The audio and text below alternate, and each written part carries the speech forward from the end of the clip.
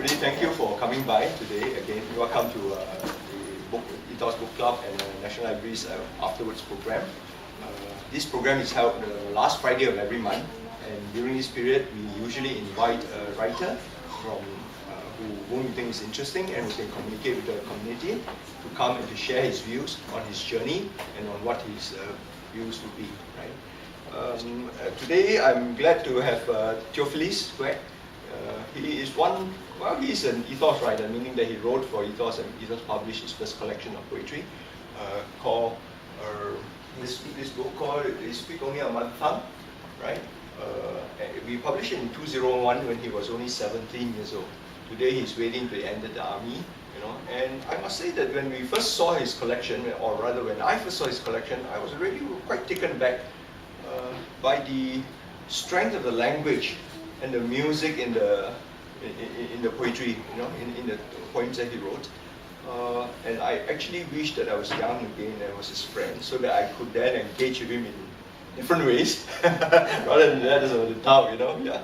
But it was really something that touched me quite a fair bit, a lot. And so I thought that this is a guy worth publishing. And of course, this is a thing that that publishers and poets and writers are always faced with.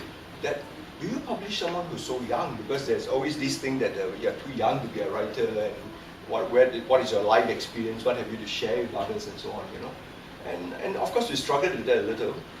But I thought that the depth of the writing in his collection was worth it, and that he indeed had something to share there. And so I thought that we must go ahead and do this. Of course. This a bit of controversy. Some publishers tell me, you publish him too young, you're going to spoil him, It's like, when a guy becomes a prodigy or a genius too young, when he grows old, he's reached there, he can't go further. I said, no. I said, I don't believe so. I think that as far as poetry, imagination, literature is concerned, there's no limit, really, right? So, without any more ado, I will just maybe introduce Theo. And of course, his classmate, schoolmate Jonathan will moderate the session. But Jonathan is also an aspiring poet. You can ask him to read his poems. Yeah, that's right. He hasn't shown me his collection yet. This wasn't in the deal. Yeah, whatever it is, This is an informal session, so feel free to just share your views as well, right? So I'll just maybe Theo, you can. Yeah. Hi, welcome. Join us. Yeah. Oh, yeah. Okay. Shall I stand? Actually, it's well, it's quite a small group. Do you mind if I sit? It's okay. It's okay. Yeah. Go ahead and sit down. Okay. So as Mr. Fong mentioned, I'm Theophilus, and I really have to thank him for a very gracious introduction, as well as very graciously making the book that is the very, very thin book that is there possible. And I will always recall one conversation with Mr. Fong in his car, when he told me all of this that you just heard, including all the, I have many doubts about publishing you. Then I was like, oh no. But then many thanks to his graciousness, perhaps even deciding against his better instinct. The book is here, and I have to thank him for making it possible. Yeah. So I actually did prepare something to say, but do you want me to read a poem first, or just to start with it? Yes? Read the poem? Okay, cool. Okay, I will read something that is, okay, because today I'll be reading from the book as well as new poems, so I will start with the last poem of the book, and then we can go continue. Yeah. So it's called Reunion, and subtitled, Excerpt from a Father's Diary. Last Christmas time, someone promised we would be back for the new year, but it has been Easter and Thanksgiving. With the exception of Timothy, we are all a year older, and yet we have not returned home. On a half-an-hour island, where life is of such proximity, there is something about the 3-minute route that keeps us running further. There is, as well, a timid, perhaps mildly thrilling betrayal in watching our pale excuses lie flippant in the sun, like 20-cent donations, or paralyzed conversations, hidden under rickshaws, missing weather-crippled feet, to become wheelchairs. Speaking of wheelchairs, I think of Dad's bicycle that once sent me to school. I imagine it must still be in his basement with other near-forgotten things, somehow surviving the age and damp, almost like a waiting parent. If I fix it up, maybe the children can play with it during the holiday. I'm hoping I'll find it in good working condition when we go back. Just not yet.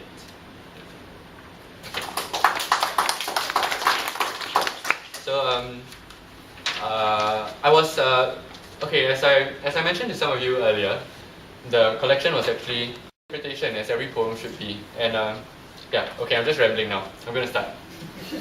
So, hi, welcome. Yeah. Good evening, everyone. This is the first time, apart from my book launch 2 years ago, and the few birthday parties that I've had, that I'm sitting at an event in which I'm supposed to be the main source of entertainment and perhaps even enlightenment for the next hour or so. And it's something I have very little experience doing, so I want to invite all of you to join me, ask some questions maybe, so that we can all be the source of each other's entertainment and definitely enlightenment.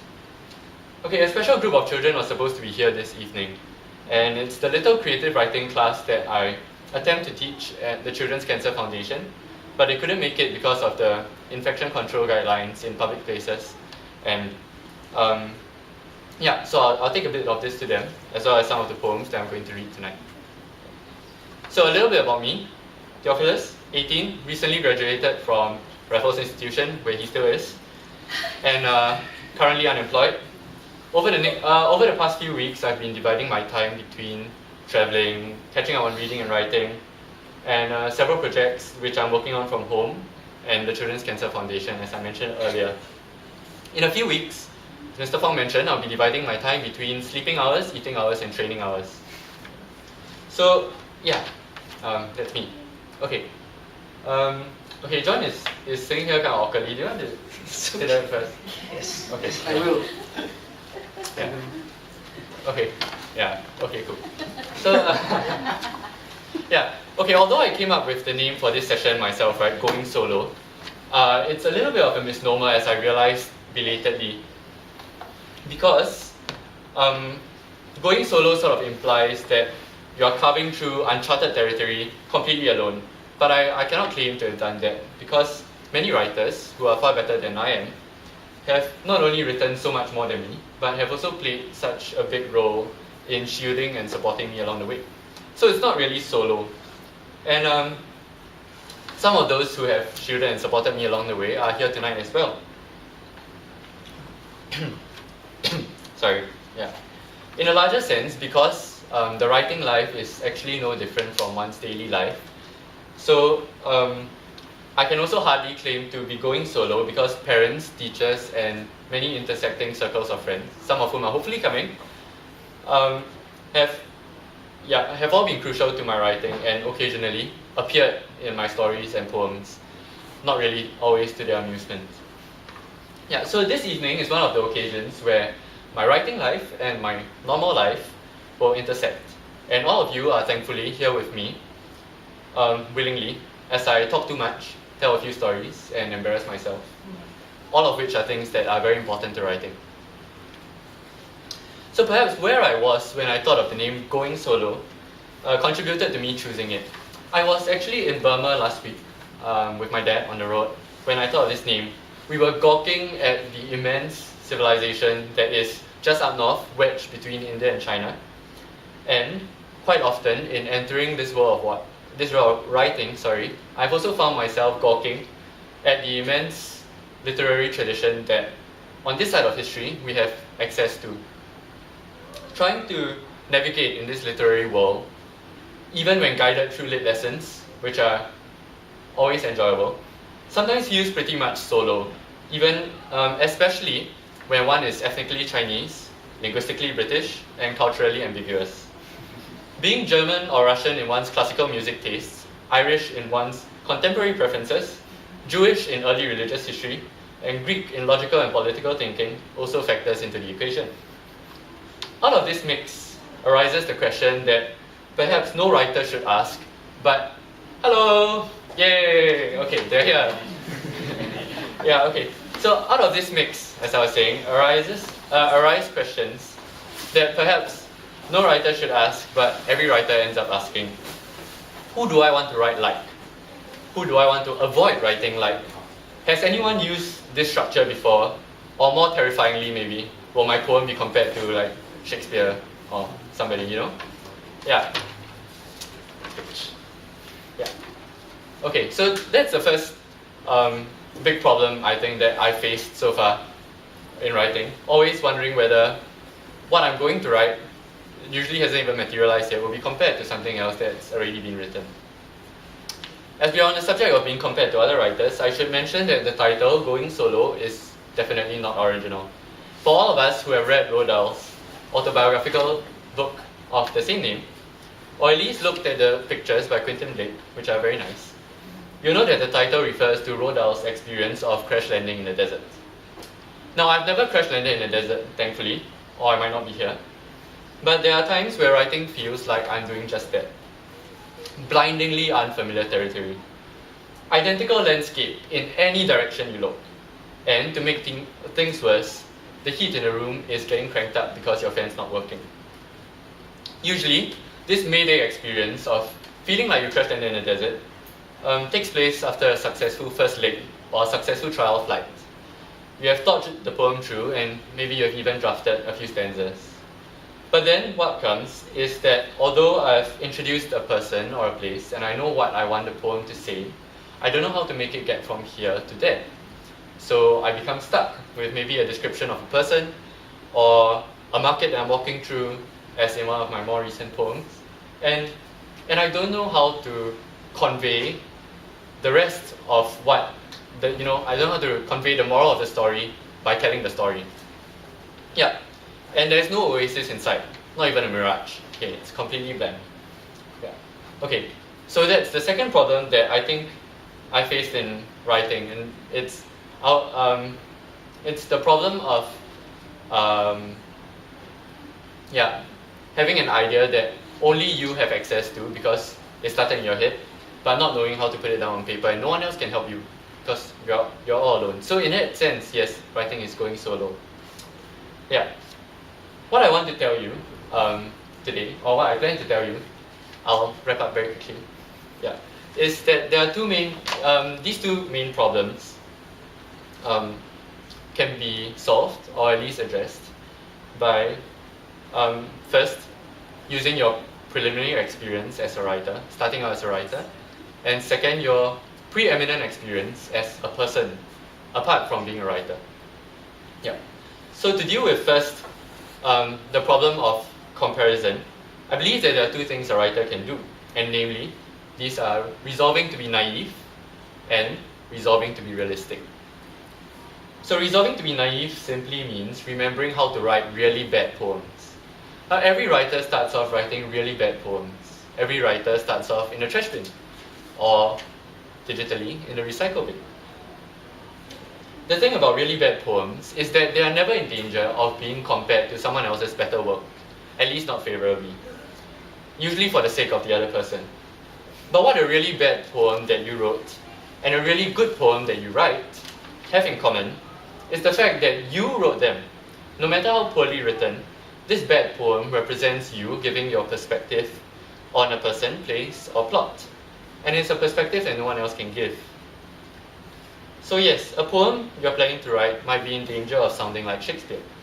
But the fact that you are going to say something that Shakespeare had never been in any danger of saying is vastly more important.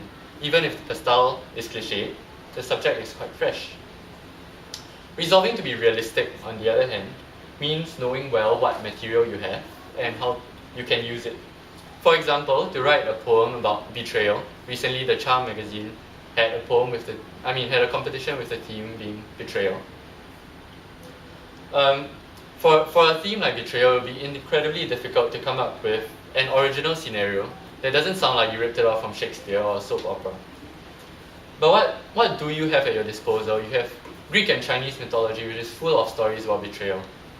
The biblical narrative also provides several examples. And these are familiar pockets of the vast literary tradition I mentioned earlier that you can end up borrowing. It's alright to borrow as long as you have room for invention. Okay. Wrapping up. Yes. Now to deal with the second problem, which is the problem of being completely alone in coming up with an idea or a concept that you want to bring across and crash landing in the desert, there are again two things that a writer can do, and these are delving into life and withdrawing from it. So delving into life doesn't quite mean giving everything a try. It means experiencing life as a traveler rather than as a tourist. Now I mentioned travel earlier, and this is where it comes in, because the difference between being a traveler and a tourist is that the journey is always more important for the traveler, but the destination always more important for the tourist. And living like a traveler means always being sensitive to all the aspects of life that are swirling around you, even if they are inconsequential. So this clears the problem of crash landing in the desert, because you soon realize that it is not a desert. You do not only have a bleak landscape to rely on. If your poem deals with a truly human character, with a truly human problem, as all poems should, then by remaining sensitive to the way humans get in touch with poems and knock them down or not, you can fill in what seems like a gap in your writing. Yeah? And so that's delving into life. And there's also withdrawing from life. So Salman Rushdie wrote in his memoirs, which I'm reading now, of a retreat near New York, where he writes, or at least he starts writing all his novels. Dr. Boey Kim Cheng sits in his study with some incense and locks the door. Aaron, Mariam, my mentor, he writes on the plane. So these all have something in common, which is a temporary withdrawal from stimuli, which allows you to focus on one remembered experience. And Wordsworth called poetry emotion recollected in tranquility, and this is a reason that I personally can never write when I travel, but only after I come back. Yeah. So withdrawing from life helps to clear the problem of crash landing in the desert, because instead of a blank sandstorm of stimuli that you usually face when you're outside, it allows you to focus on something in the distance, like the Ayers Rock or Mount Sinai. There are mountains in the middle of the desert. And a particular impression stands out so much more when you think back to seeing it and ask yourself what you noticed first in the silence of everything else. So, a word in conclusion. We can do these four things: resolving to be naive, resolving to be realistic, delving into life, and withdrawing from it, because we are writers. Writers choose the vocation of seeking out stories and telling them, but also the vocation of seeking solitude and quiet. So in a broader sense, we can do these things because we have chosen to delve into life already and to withdraw from it because that's our temperament. We have chosen to resolve sometimes to be naive because we are writers, we write stories. And we have also chosen to resolve sometimes to be realistic. I've gone on for long enough now. That line is in the script. I've gone on for long enough now. Apologies for boring you guys. I know Mr. Fong wants me to talk a bit more about more personal things, specific to me as a writer, a young writer, but I felt it would be better covered if that was in a chat rather than this part where I'm just sitting here and talking. So we've gotten past the boring bit, and I'll invite John back up here to sit in front. And he has prepared some questions for me, which I hope I don't have to answer. And the rest of you can please ask questions as well. Yeah, I've only prepared some questions, so Yes. so I think you might have to ask. Thank you. Okay. I'll be happy to read other things later if you. Yeah. So let's see. So first basic question. Yes. How did you start writing? Very Okay. basic. Okay. Let's establish this. Okay. I shall just chill and answer the question. Yeah. Yeah. Hello. Welcome. Hello. Yeah. Yeah. Okay. I started writing when I was really young. I can't remember how I started, but my mom knows this. I have my mom's there, by the way. Yeah. There are really old haikus and really old limericks and rhymes that I wrote when I was a tiny kid. I have no idea how I started writing them. Usually it's meeting a new friend in school or discovering a new game during recess and then coming back and deciding to write about it. Yeah. And And my mom printed them out on nice paper, and you know, if it was about autumn, she would paste a leaf there because we lived in England for a while or something like that. Yeah, but that wasn't really, I wasn't really knowing what I was doing, so I wasn't really engaging with writing.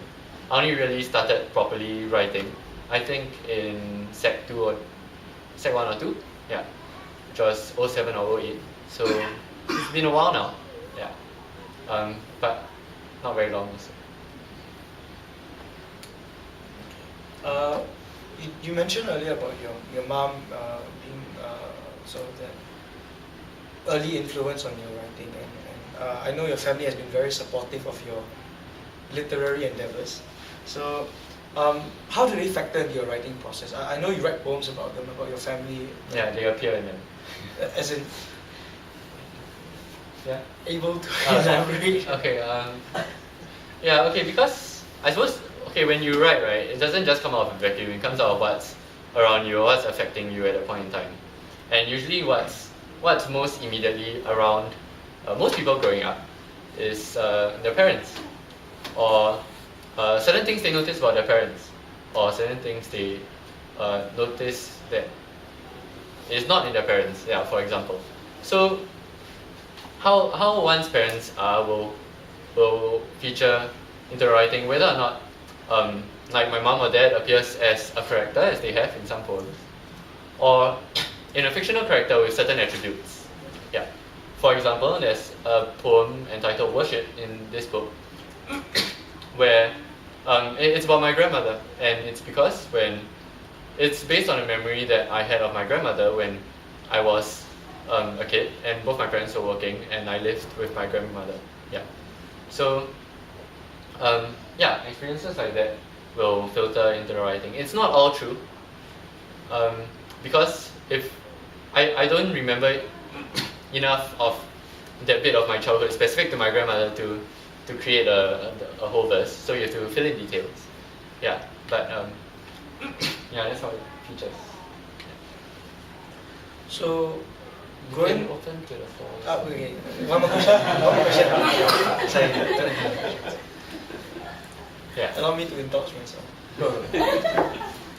Growing up as a single child, how does it feel like?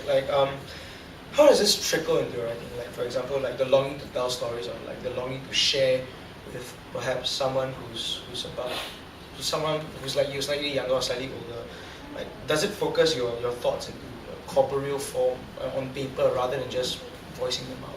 I think John's trying to hint that I'm repressed because I don't have a brother, so I have to talk to someone. I'm not saying that. I'm just wondering. Well, it is. Yes, it is a bit of it. As an only child, you can't really avoid feeling lonely, especially when both my parents were working at some points.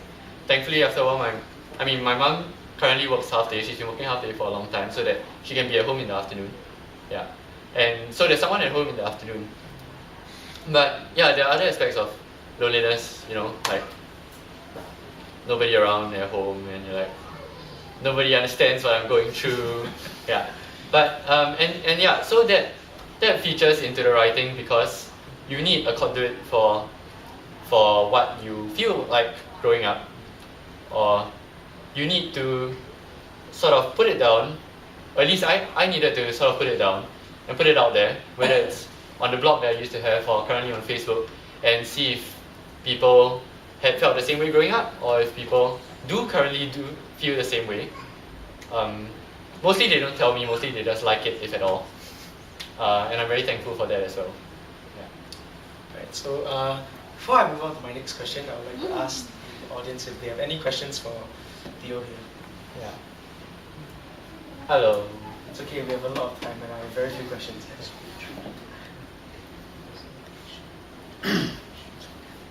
Yes. Yeah. Can I ask you about your school life? Yeah. Yes. Okay. What you study? It's studying in RI now conducive to writing poetry nowadays. Well, okay. I've never actually physically written a poem in RI, but that's more because, as I mentioned earlier, I have a need to withdraw from whatever stimuli there is before I can write it. I have written stories about my friends where they feature quite explicitly, and as I mentioned earlier, and yeah, Okay, but on a less direct level, okay, I'm a humanities student, and that helps a lot because in the humanities you have to write essays for your subjects, and this trains you to be economical about the writing, and vice versa. So you get better writing essays. Yeah. A lot of the humanities focus on some aspect or another of human life or society, whether it's our society or not, and that's helped a lot as well. And of course, in school, having a lot of friends means you can observe many different kinds of people from different cliques, different communities, like these that you see around you. And yeah, it's how do I put it? It's like people watching, but on a smaller scale. Everyone's a little bit more homogeneous, but that doesn't mean there's not a full range of different kinds of people to observe and write about. Yeah, and my friends have also taught me a lot based on their response to my poems alone. Yeah, some will give very detailed critiques, sometimes quite harsh. And no, I'm just kidding. And yeah, that has helped a lot, because as I said, all my poems are wanting to tell a bit of my experience to someone else, and if they don't get it, I know that the telling hasn't worked, and then I go back to work on it again. Yeah. Can I ask a question? Of course. In your little speech, you mentioned we are writers. We are writers a few times, and it gives me an impression that when you, after your army, when you get out of work after your university, you are going to become a full-time writer. Does it mean that? No. Okay. No. Really. I will keep writing, but I won't be a full-time writer. Yeah. I'll be potentially working for the government for a while because I'm planning to study history. And if I study history, I'll be unemployable, so I have to work for the government. No, I'm just kidding. Yeah, I'm planning to study history and then work for the government for a while. Writing has always seemed to me to be something other than a full-time pursuit. I mean, when it's like something that is the +1 to studying or the +1 to school life or whatever else it is, because I think if writing was the only thing I did in my life, I'll have a lot of pressure to do it well. Not that there's no pressure to do it well now, but I would have vastly more pressure to do it well, and to do it in, more importantly, a breadwinning way. And I might not always want to write in a breadwinning way. Yeah, and so that is one of the reasons why I want to be a career writer. Another reason why I don't want to be a career writer is because I can't write all the time. So I need to put a poem aside or a draft of a poem aside and go to work or go to school, watch people, come back and work on it a bit more. So I need something else to do and to continuously live the other life as well. Yeah. But do you think there is a role for a full-time writer, in Singapore? Yeah. Is there a place rather for full-time writers? Yes. Increasingly so now. Yeah. I'm not referring to retirees like myself, or Yeah, I'm talking about yeah, as a career. Yeah, increasingly so now. There's the very basic reason that readership is increasing vastly. Both young readers, more students are becoming exposed to more pieces of good writing in school, and this makes more of them, even if not all of them, go out and find some of it in the Singaporean landscape. Singaporean voices. So there's good, increasing readership for Singaporean voices. There's also a place because I think every society, okay, this is the idealistic bit, okay, that was the practical bit. Idealistic bit is every society needs its writers. And it's very easy for me to say this because I'm not going to be a career writer, but I really do think that every society needs career writers, both as a gauge of how responsive society is to new writing, and to be a co-driver in a famous MP's words. So yeah, I think there's a place for writing definitely. Okay, So the Raffles question is already been asked. I'll just delete that from my list. There was a Raffles question. Yeah, I was gonna ask. Thank you for asking. Yeah. Does anyone else? Does anyone have Anything a else? question? Okay, if there's like suddenly a lull in questions, I'll just go pick up and read another poem. Shall I just do that now? Okay, cool. Okay. I got more for you later. Okay, yeah, he has more questions anyway. Okay, I'm going to read a poem called Exercise. It's about my dad. He's not here. He's a Bible study. Yeah, and I think it's good that I read it here because it's about him growing old and he might not like it. Exercise. At 7, the lights come on. Evening fills the park with children, helpers, the young in tracksuits, and old folk come here to exercise. Father points to where Kong Kong, arms braced to the bars, is sitting, says, "Look, there's Kong Kong." We both watch. The green frame rises and falls like a rib cage. It runs in a family, sudden grey, swift fatigue seen before fact. Twice already, father has woken years older. When it happens again, it will be no surprise. He's accustomed, he tells me, to swaths of time passing in the night. Funny looks at his hair on the morning bus. It takes days, weeks even, before he knows what it is. Around less at the track in the evening. Accidental slip before dark. Now he checks the mirror at 6, as a habit. On good days, all remains the same. This particular evening, I cannot tell. Mother calls us for dinner, but he stays to watch. The edge of the playground, at the foot of the block.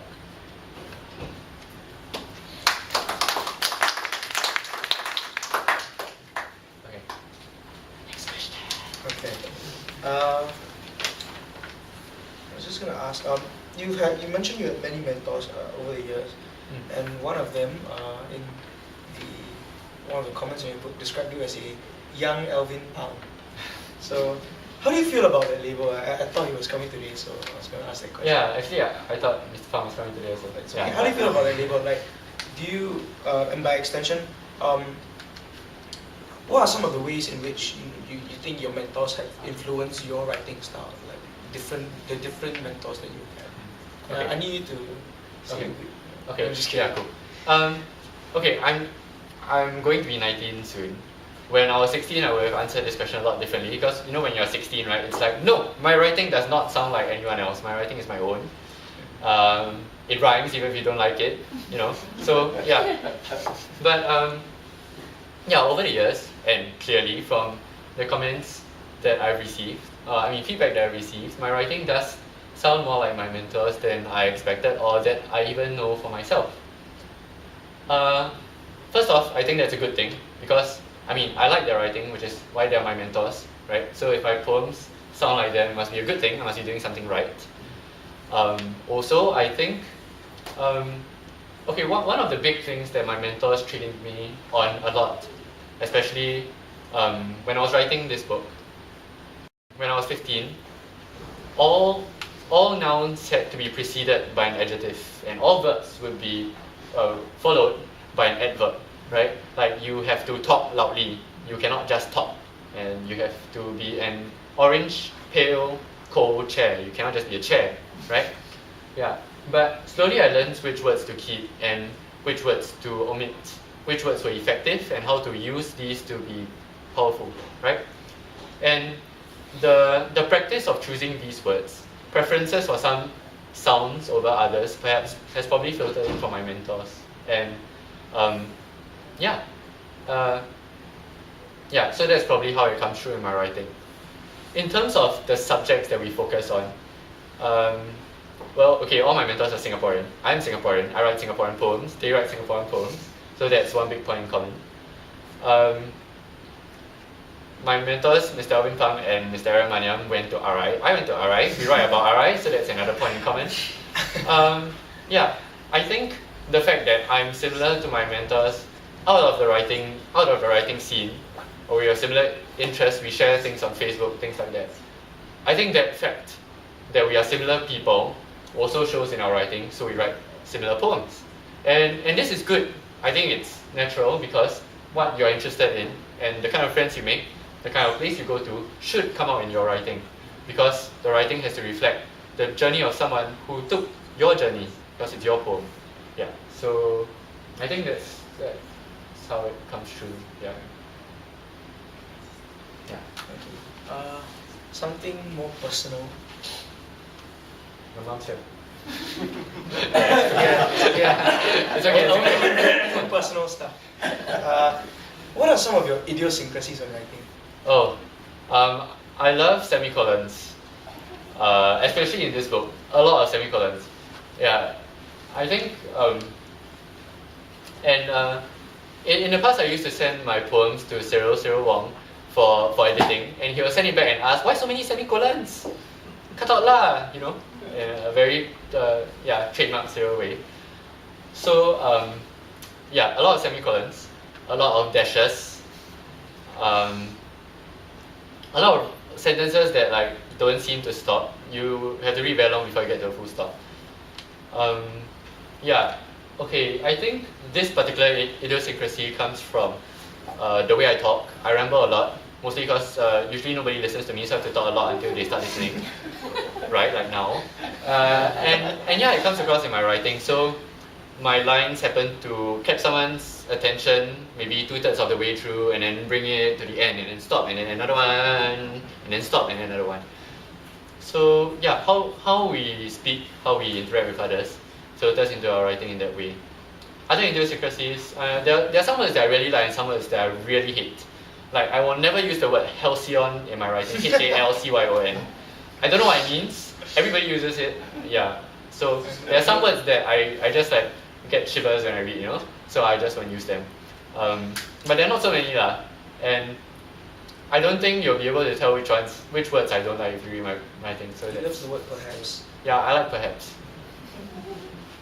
Maybe. Perhaps. Oh, I was actually thinking, like, if you have like a writing ritual, then the coffee must go to the left that kind of hand, idiosyncrasies. and the pen must be held 45 degrees angled down, Yes, in a sense that there's no pen. or your fingers must be at a 90 degree I cannot handwrite my poems because my handwriting is too terrible. If I handwrite a draft of a poem, I won't.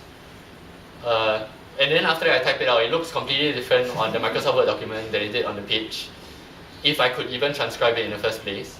So no writing. I only type my poems. And no tablet. Must be keyboard and screen. I also don't know why. Yeah. Probably because tablets, like, they constrict your fingers. I don't know why. Onto the size of the screen. Maybe that's why. Other idiosyncrasies. I like writing in my room. Writing anywhere else is rarely successful, which is slightly worrying because very soon I'll be in the army and I'll have a very different kind of room. And then after I might be studying overseas and it'll be a whole different room. But I guess I'll adapt to it lah. Yeah. So, any questions? Can I ask a question? Yeah. Some of your poems are written about people who are close to you, right? So I'm just wondering, like, when they read your poems and then they realize that it's about them, how do they react? I mean, either positively or negatively. Yeah. Whether the poem is positive or negative. Okay. This happens more for stories than for poems. Okay. Yeah. Because for poems, right, it's usually direct enough that there's I mean, if it's supposed to be somebody, then it's so direct that there's no question that it's about the person, and he'll just read it and tell me that, oh, it was a very nice poem or something like that. For example, in this book, the poem Abroad is written to Z, and the dedication is also to Z. And Z is Ceriph, who's my cousin, and he knows it's about him. It can only be about him. He told me it was a very nice poem. Yeah. But usually I get that for stories instead, because for stories, right, you have to make up a plot. But then you can use characters that you actually know. Which is what I always do. I remember this series you posted on Facebook. Yeah, so there was a series I posted on Facebook about my schoolmates and classmates. I think he was in a few of them. He as well. And then, so people would call me and say that hey, why you write this personality like that? You know, he doesn't do that in real life. Then I say, yeah, but my story's not real life, what? You know, this thing never really happened, so I don't have to pretend that it's like something that would actually happen. Yeah, so that's usually my response lah. That it is a work of fiction, but even if based on a real character. I don't think anyone has actually been insulted enough to like unfriend me yet. So yeah, so far. Yeah. I'll let you know. Yeah. Yes. Even though I mean in the process of writing it, it seems the same. It seems I have a subject, I'm just going to write it. But somehow when there's something I really want to say, my friends tell me that it shows in my writing. So the best writing comes from that kind of writing. And as a result, to answer your question, where does the most writing come from? Most of our writing in the other two categories is trashed. So most of the remaining writing comes from this category. Yeah. Yeah. Any other questions? How would you, you train young people, right, in creative writing, or young children? I try. How would you propose that you train teenagers? Spark out their interest and continue this interest in creative writing? Any ideas? I think, yeah, okay. John said one of the answers for me. Thank you. Reading. I think all teenagers can afford to read more, even those who already read a lot. But okay, what I was thinking of as an answer to your question was that actually all teenagers are children at heart, really. Some protest, like my friend here. But yeah, I think all teenagers are kids at heart. You know, we are trapped at the point that we don't really want to grow up, but we are supposed to. And the constraints placed on us by growing up create the thing that we call teenage angst, right? So I think much of bringing out writing or teenagers starting to write would be in the same way as kids starting to write, with the plus point that teenagers will engage with it much more personally and much more emotionally than a kid. Because you know when you're a kid, right, you're in an emotional bubble of not really feeling anything with extreme intensity unless something of great intensity happens to you, right? But as you become a teenager, even the smallest things will happen to you with extreme intensity, right? You can just cross the road and feel like you have been hit by a car. So with that kind of added emotional engagement, I think it's actually much easier to get teenagers right. And yeah, just to clarify, the kids I was talking about just now, the class I work with at the CCF, they're quite a big range, from 12 to 15, 16-year-olds. So yeah, some who are teenagers and some who are going to be teenagers soon. Yeah. Do you encounter any difficulties? They're quite quiet lah. And no, as in no difficulties from a writing point of view that they pose. Especially since the children I work with are children whose cancer is in remission. So they have all had quite a great degree of experiences to draw on already, vastly more than myself. And it comes across in their writing. It's mature, I mean more mature than you expect, for a 12-year-old. And they really treasure the things that they write about. For example, if you ask a 15-year-old from, say, RI, okay, I'm from RI, so I can poke fun at RI. Yeah. If you ask a 15-year-old from RI to write about his best friend, you can get a really weird poem, right? He would just like write a fine poem or something like that. This is someone who usually doesn't write. But I asked the kids from CCF, 12, 13-year-olds, to write about their best friend. And some of them wrote about the experience of how it felt like to nearly lose his best friend, or things like that. Yeah. And maybe it's not so much what age you start writing at, but the store of experiences that you've already built up. Yeah. Yeah.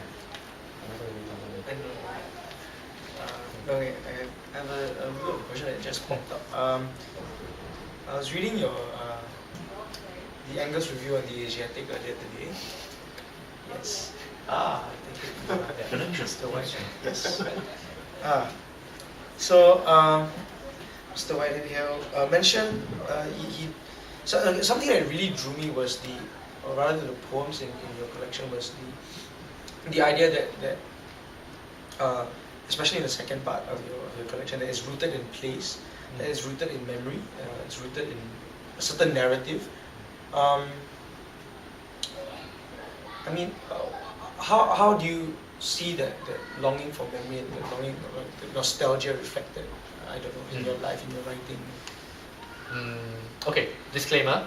A lot of the poems in this particular second part of the book that John mentioned, some are personal memories of walking around bits of old Singapore. Some are based on memories that I never had because I made them up. But are based on, real people whom I know.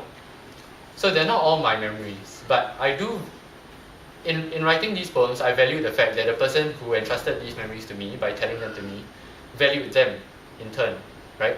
And I'm doing his memory of this event or place or time, I hope, some justice by turning it into a poem. Again, not all of it is real, I make a lot of it up.